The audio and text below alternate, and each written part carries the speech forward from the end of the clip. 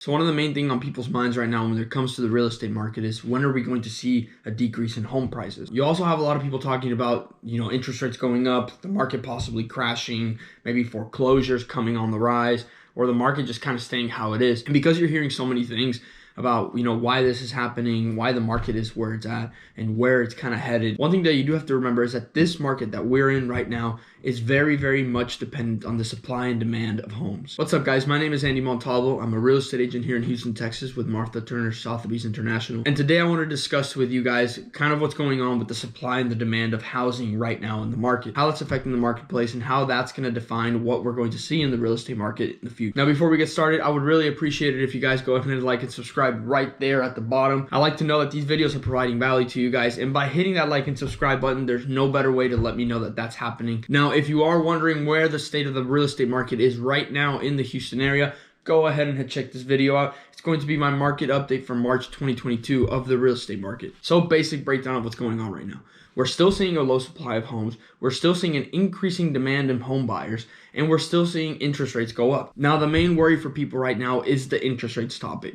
Where are they going to be? What is the Fed going to do with these interest rates? And what can we expect? Now, at the beginning of 2021 and throughout 2021, much of what fueled this buyer demand was the low interest rates. You could borrow hundreds of thousands of dollars for a very low amount, making it very lucrative for home buyers wanting to upgrade their house or maybe moving to another state or city. You also had a lot of home sellers that instead of going to market to sell their house, they were staying in their home and refinancing their house in order to get a lower rate because they didn't want to move. Now, as that cycle continued of people buying houses and homeowners not putting houses on the market and more people wanting to buy houses, we're now stuck in this cycle of a really high buyer demand with a low supply of homes that can't keep up with that demand. We have over 3 million homes in deficit when compared the home supply to the buyer demand. Now, that is a big gap between how many homes there are for buyers to buy, and it's a gap that's not very easily filled. Now, one way supply gets filled in these times is through new construction homes, because when homes are already built, you can only have a certain amount. So if you want more houses, you need to build more homes. Now, that's usually a good solution. However, now,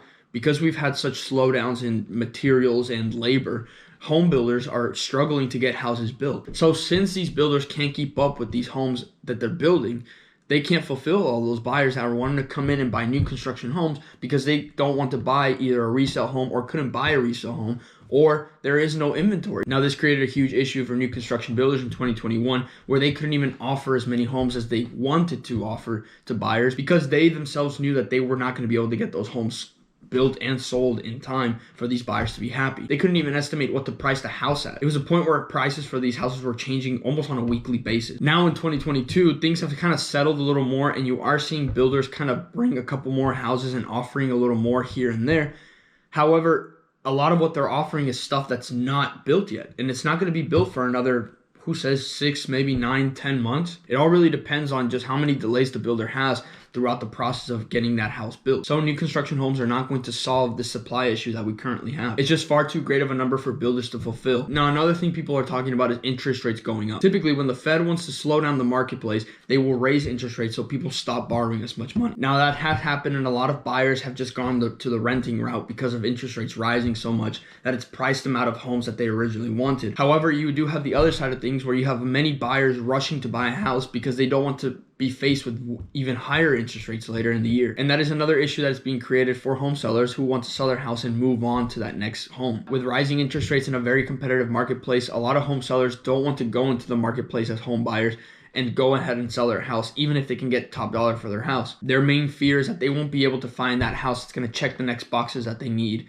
for their next home that they want. However, one thing that we do hope that it actually does, it's what rising interest rates are meant to do, and is slow down that buyer demand. Because in order to close this gap between the supply of homes and the demand of home buyers, we're going to pretty much need to do something on both sides. Because you have to realize for every home that a seller is selling, then you have another buyer coming into the market. So that's a 1-to-1 ratio. Now, another topic that it's coming up is what about foreclosures? All these people who got away with not paying their mortgages or not paying rent, or all these different things that were happening in 2021 where people weren't responsible for paying these sort of payments. Now, when you look at it, yes, foreclosures have gone up when compared to 2021. However, when you compare the number of foreclosures we have right now to pre-COVID times, the number is still significantly lower. Employment is still really strong, and the housing market is very, very high. So to start with, even if a house was going as a foreclosure home and it was going to be put on the market, that house is going to sell at a high market price.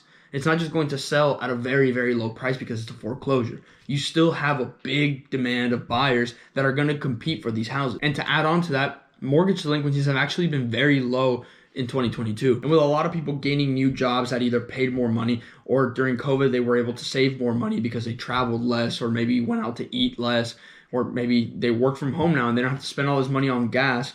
People are just in a better position if they are faced with that foreclosure. They're either sitting on a property that they've gained tons of equity on, have a lot more money in the bank to be able maybe to cover some of those payments to keep the property, or if they do have to sell that property, they are going into a very active market that probably will give them a really good price for that house. So there's just a lot more to look into than just the headlines whenever you're reading about what's happening in real estate. A lot of headlines may tell you that buyer demand is slowing down, but what they're not telling you is that the supply levels of homes are actually going down. So with both of them going down, it's not changing that ratio of buyers to sellers. The captions may be telling you about increased foreclosures, but it may not be telling you about, how those foreclosure numbers are a lot lower than they were pre-COVID. Yes, there are many things in this world that can affect this market, right? And inflation does seem to be going up. So a lot of this, may change in the next few months or year or 2 years. But right now, it's pretty much just a problem of not having enough homes to fulfill the demand of buyers that we currently have. And really, until that buyer demand slows down significantly, we may not have a solution for that. Because through foreclosures and new construction alone, we're not going to fulfill that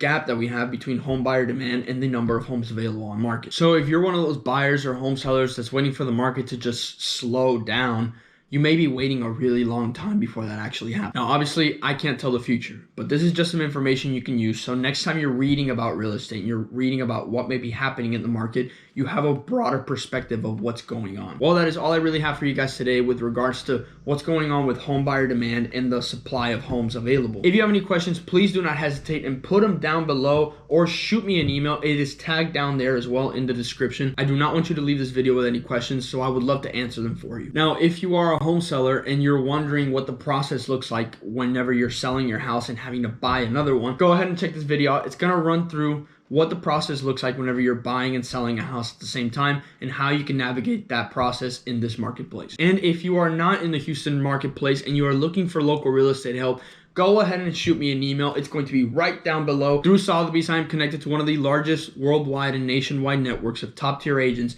that I would love to get you connected with. Like I asked at the beginning, and like I always ask, before you leave this video, go ahead and hit like and subscribe. There's the thumbs up button down at the bottom and the red subscribe button right down there.